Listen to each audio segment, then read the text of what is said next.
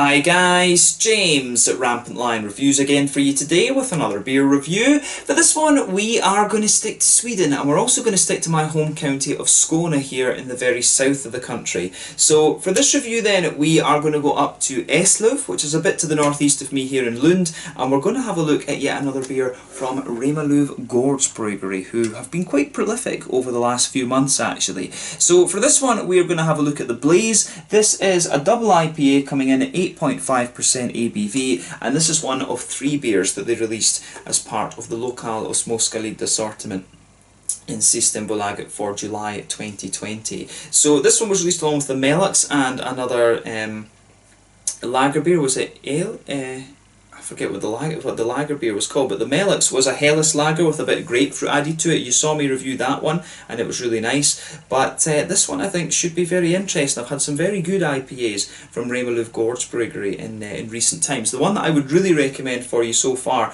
would be the Niblina, which in my opinion is one of the best session IPAs that you're going to find in Sweden, along with the Instant of Clarity from Beerbibliotek. Those are probably the 2 best session IPAs that I've come across in Sweden so far, and that's the kind of sub-style I do need to explore a little bit more, so give me some recommendations in the comments section guys. You guys are always really good at that. But yeah, nice to return to Remmarlöv Gårdsbryggeri once again for this one. These guys are putting out some really nice beers, particularly over the last 18 months, 2 years or so. I think they've really kind of upped their game. But yeah, curious to see how this one turns out, and I hope that you guys enjoy my take on this beer as well. So anyway, as is usual with my reviews, I'll tell you a little bit about the brewery before we taste the beer. If you want to get straight to the tasting, just fast forward. All the usual links are in the description below. That's the brewery website, the link to my other reviews that I've done from Remmarlöv Gårdsbryggeri before, and no doubt you will see more from these guys in the fairly near future. There's all the usual social media down there as well. If you want to see more reviews, do please consider subscribing to the channel. The whole channel of course has a geography based tagging system, so you can go into the home page and search for beer based on country, city, state, county, province, prefecture, whatever it is you're interested in. Do check out the playlists of beers from different countries. There is one there for all the Swedish beers that I've reviewed for you. That's constantly being added to, and as always, please do get in touch and let me know some of the other beers and breweries that you guys would like to see me review. It's always great to hear from you guys that are watching the videos, and the support that you show the channel is hugely appreciated. So anyway, to tell you a little bit about Remmarlöv Gårdsbryggeri then, on to my brewery notes. So Remmarlöv Gårdsbryggeri, as I've told you before, are based in Eslöv, or just outside of Eslöv on a farm which you'll find the kind of northeastish of me here in Lund. These guys have been brewing since the autumn of 2014, and then in January of 2015 they started selling their beers through Systembolaget, the Swedish state monopoly on alcohol. But the owner and founder of this company is Håkan Nilsson, and together with his wife Michelle, he started his plan for a brewery a couple of years prior to it opening, and the brewery is located on his family farm, and Håkan is the 5th generation of his family to farm on the countryside here in Skåne. So the old barn on the farm was renovated, and then a brew house of 1500 litres was installed. Hampus Olofsson was hired as a brewer back in August of 2014, having previously worked for Malmö Brewing Company before, who are one of my favourite breweries in Sweden. I need to finish off my out and about video that I've got in the works for them. But yeah, Malmö Brewing Company, definitely worth checking out if you are down here in Skåne. But over the last few years these guys have been gradually expanding, and their capacity is up quite a lot. They now have a 3,000 litre brew kit, and they've invested in various new fermentation tanks. That happened in the spring of 2018. And this apparently takes the brewery capacity up to a possible total of 800,000 litres. In 2019 they also opened up their summer pub, which for the moment opens every Wednesday. I think it's not opening at the moment because of the whole COVID-19 situation, and they were planning some further expansions over 2020. I'm not sure if those will still see fruition because of this whole situation, but they are going through quite a significant period of growth at the moment. As of July 2020 though, when I'm filming this review for you, Remmarlöv Gårdsbryggeri have produced in the region of 50 different kinds of beer according to Untappd. So yeah, I would really recommend that you try some of the things that these guys are releasing. I think it all started off with the one that I reviewed, for me the sort of improvement, if you like, in the Remmarlöv beers were always good, but they were the Christmas ones, I think, were the ones that really stood out, the Red Carol and the Red Slope and things like that. But there are other beers, I think, they started to get more prolific, and the quality of the beers, I think, increased a lot when they released the shiny hyped can that was brewed as a collaboration with Malmö Brewing Company. That was, I think, the first one that really kind of kicked things off for them, and ever since they've been releasing some really nice beers. I think that must be about 2 years ago that I reviewed the shiny hyped can. That was a really interesting one. But yeah, keep an eye on these guys. As I say, probably my favourite beer from them recently has been the Neblina, which is their session IPA, and I hope that that one does become a regular. I think it might be a regular in the range now.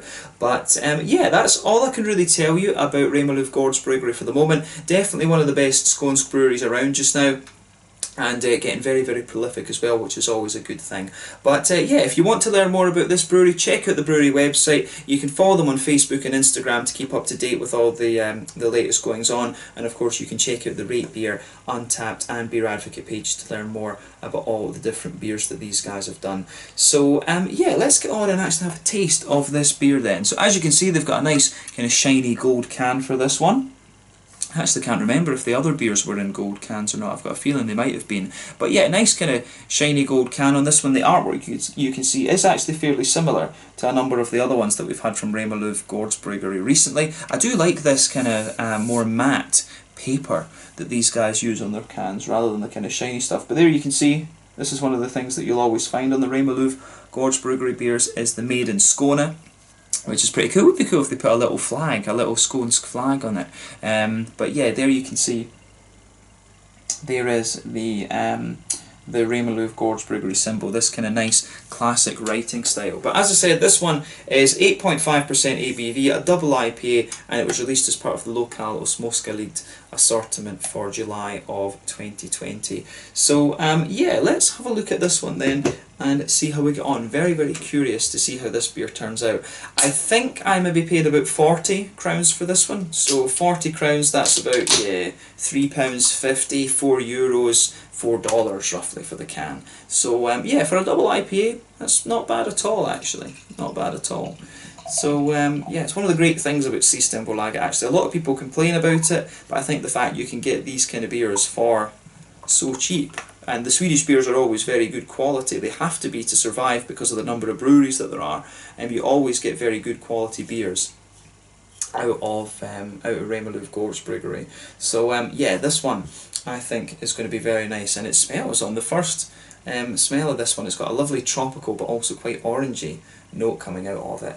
So yeah, this looks very nice. As you can see, the beer has poured to be a lovely kind of medium amber colour. There's a solid half finger of a frothy, I would say kind of creamy coloured head on this one. One or two big bubbles sticking towards the side of the glass, a few little ones going up towards the bottom of the head there. But if I shine the light through this beer, it does have a good degree of transparency to it. I think the glass is maybe sweating just a little bit, but this one does have a degree of haze, and there are oats in the recipe for this one. It does say havre malt on the back, so malted oats are being used in this one. That probably explains a bit of the haze, along with the wheat as well. That's also going to affect that. But yeah, a really nice taste, a really nice looking beer, this one, I have to say. It does look a little bit more like a West Coaster rather than anything else, but yeah, nice in terms of its appearance, medium amber, nice kind of creamy coloured head on this one, about a half finger there. But yeah, it looks very nice. So let's have a little look at the aroma of this one then and see how we get on. I think this beer is going to be pretty damn cool. So yeah. Ooh, that does smell pretty nice, I have to say. So straight away you can tell this beer is pretty damn boozy. You get a good bit of that kind of slightly caramelly, oily, caramelly note coming out of this one, that big booziness to the beer. It definitely has a bit of a West Coasty character to it, but at the same time you get some of the kind of smoother notes. Maybe this is supposed to be like a kind of modern IPA that kind of bridges the differences between, you know, the West Coast and the New England. It does seem to have a bit of a vibe of both, because you can definitely pick out some of the oaty qualities with this one. Yeah, you can definitely pick out some of the oaty creaminess in there, but you've also got a good little bit of a kind of sweet caramel and also a little bit of a kind of biscuity note in it as well. So I like I do like how the malt base comes out in this one. Definitely a big oily sweet caramel. You can pick out the booziness within the caramel. And then you've got the oaty kind of creaminess sitting on top of that. There is a bit of you can pick up a bit of the kind of wheaty breadiness in there as well. You definitely get the wheaty notes towards the back of the, you definitely get some nice kind of wheaty notes towards the back of the nose here. So yeah, I like how that how the aroma goes together on this one. The malty side of it is really nice. If you've watched the channel before, you will know that I'm a sucker for a nice malty aroma. It goes with being Scottish, of course, you know, the whiskies and the Scotch ales and stuff, very malt forward. But yeah, I love these, I do love these kind of, the aromas that you get out of this one. Yeah, so nice big oily caramel, slightly boozy, a little bit biscuity, a good bit of a kind of white bready, wheaty kind of quality in there, and also you have some, you also have some nice kind of oaty notes. So yeah, this one I think is quite nice actually. The aroma that comes out of the malty side of this beer is pretty good. It has a few elements of New England, like I say, the oats and a bit of the wheat, but then it's also got the kind of oily caramelly note that you would expect from a West Coaster. So that's a really interesting point to make about this one, I would say. So yeah, I like how this one. I really like how the aroma of this one goes together actually. So yeah, the malt base in that is very nice. On the hoppy side of things then, there is a little touch of earthiness to this one. I suspect that there's mosaic in this, because it does have that nice oily orange, and the earthiness, the little earthiness that you get out of it is very distinctive. There's just something about this beer that makes me think there is mosaic in it. There's a good little bit of you know, there is a good little bit of a floral aromaticity coming out of this one. Yeah, there is a good little bit of that kind of dank floral aromaticity coming out of this one. You've got a nice kind of, you've got a nice little bit of a kind of grassy quality to the beer as well. And yeah, you know, it's I would say that this one though, it does have a nice little bit of, it's got a wee bit of the dankness to it, but then it's not quite as pungent as you'd normally expect from, say, a West Coast IPA. I think this is going to have the more, people these days are more accustomed to less bitterness and things, so it seems to be more leaning towards New England a little bit on the hoppy side of things, but it does have a wee bit of that West Coast kind of, it does have a little bit of that West Coasty dankness to it, I would say. But yeah, on the fruity side of things then, as I say, I find this one to be quite orangey. There is a good little bit of a kind of tangerine orange coming out of this one, but at the same time there's a good little bit of a tropical fruit note coming out of this. There's something about this aroma that's telling me there might be Simcoe in this one. I've got a feeling that there might be Simcoe and Mosaic in this one, because you've got a softer kind of mango-y type note to this one. You do have a little bit of a, you do have a wee bit of a kind of, there are a few sort of subtleties of apricots and things like that in this one. But when you smell it from further away, you also get quite a bit of a juicy, you do get a more kind of juicy orange out of it, and a few more juicy tropical fruits. So yeah, a little bit mango-y, a little bit, when you go into it a bit more, you will get a little bit of a more pungent passion fruit or something like that. So yeah, a little bit of passion fruit, a little bit of mango, but at the same time the fruit comes across as being a little bit kind of candied in the same way. That's an interesting point to make about this one, and I've got a feeling that might be the oats that are giving it that impression along with the yeast. Sometimes the oats and the yeast can behave in interesting ways. But yeah, for me, fruitiness, quite orangey, but at the same time, a little bit of mango, a little bit of passion fruit in there. The aroma that comes out of this, as I said, is pretty damn interesting. So yeah, definitely a quirky one this. I have to say this is quite a quirky smelling beer in my opinion. So yeah, take a little bit of time and just enjoy the aroma of that before you get stuck in. There's a few interesting things going on with this one. There is a little bit of a kind of citrusy kind of thing to it. I don't know if there's maybe Equinox or probably not Centennial. There's a wee touch of like a kind of, there's a very slight lemon lime to this one, but take a bit of time and enjoy the aroma of that before you get stuck in. It's got a good, it's kind of like a good infusion between the West Coast and the New England side of things. But yeah, let's have a taste of this one then and see how we get on. This one is the Blaze, an 8.5% double IPA from Remmarlöv Gårdsbryggeri just outside of Eslöv here in Skåne in the south of Sweden. Let's get stuck in. Slanja, skål.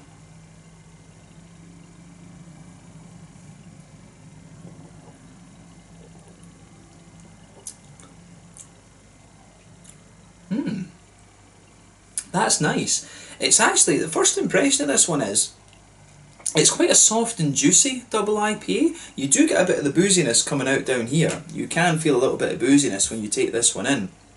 But on the mouth it's actually very soft and very soft, slightly oily and quite juicy, I have to say. I really like how this one, I do like how this one goes together.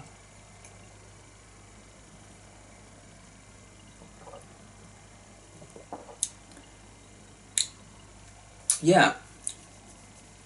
I mean, yeah, I like this one. It gets a thumbs up from me. It is it the boldest beer that Remmarlöv have done?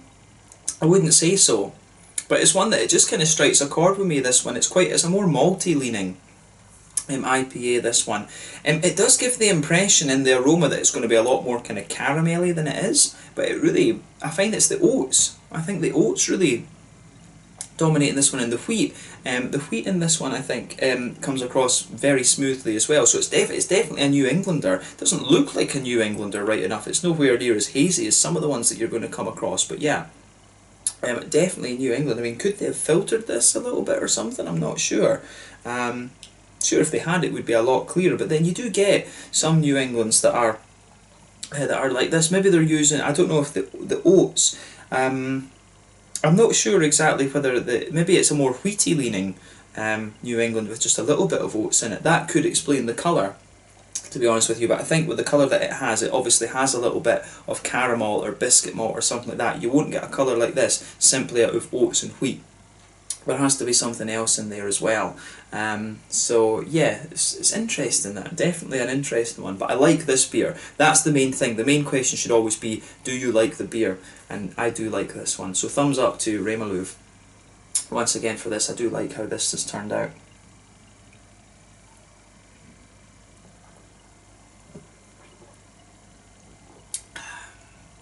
But yeah, to me it strikes me as quite a soft and slightly oily, but also slightly wet and clean double IPA, this one.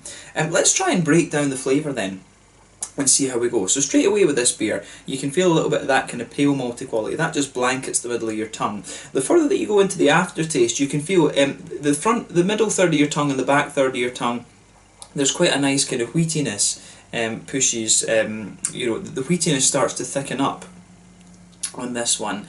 You know, you can feel that the middle of your palate, the sort of bready notes, the white bready, wheaty notes on this one, they start to thicken up a little bit the further you go into the aftertaste with this. It's really nice actually. It does really kind of thicken up a little bit. And on the middle third of your tongue and the back third of your tongue, the flavour is almost it's quite uniform actually. At the back third of your tongue, the wheatiness does kind of thicken up slightly more, but as you move further into the middle of your palate, if you like, there's almost like a little island there.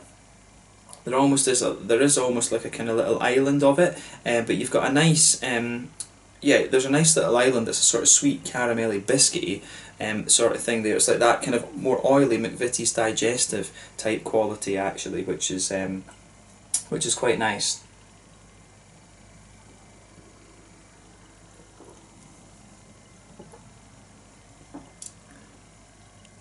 But yeah, so in the very kind of centre of your palate, there is a kind of straight up sweet caramel to this one, and as you move further out from that, it does become a little bit more oily and lighter and biscuity. So as I say, there's almost like a little island, little kind of circular island in the middle of your palate.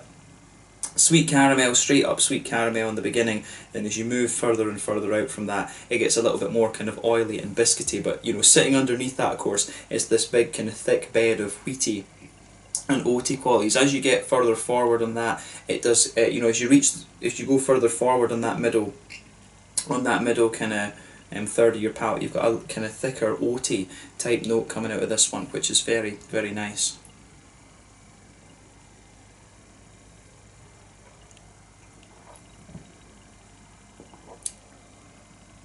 Yeah, the oatiness comes out a little bit more further forward on the tongue there, which is nice. I like how the malt base goes together in this one. Definitely quite wheaty leaning. I'd be curious to know what yeast they've had in this. But I taste beers like this, and it actually, in fairness, when I think about what Malmö Brewing Company have produced. And this beer in particular, it kind of shows you the Malmö brewing influence that's obviously happened with Hampus. You can still see that he's obviously maybe using some of the kind of same techniques and stuff that he used when he was at Malmö brewing, because there is something about this beer that does remind me a little bit of some of the Malmö brewing ones that I've had in tap room actually. So yeah, it's got a lovely, the malt base in this one is quite unique, I think.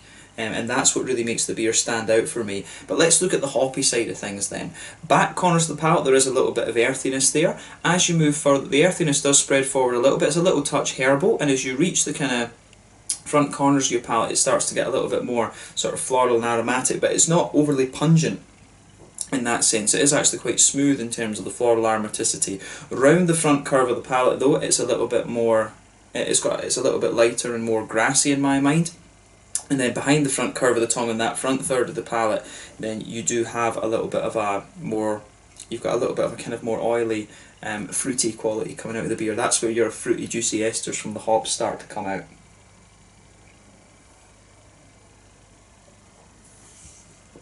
So yeah, for me, I really find this beer to be leaning more towards the kind of orangey side of things. I really do find it quite nice and oily and orange.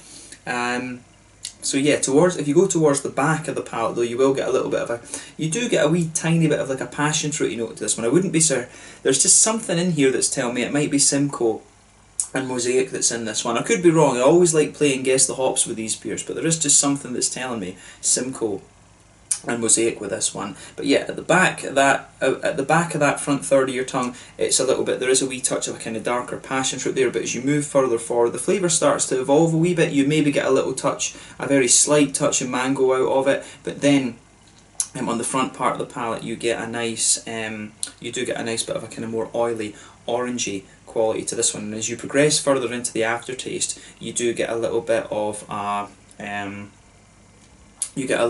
kind of limey. There is a very slight limey character to this one. There, you know, if there is lime, it could be, you know, it could be Equinaut, but I'm not sure. Don't think there's not enough to kind of indicate, I think, whether there's Equinaut in this for me.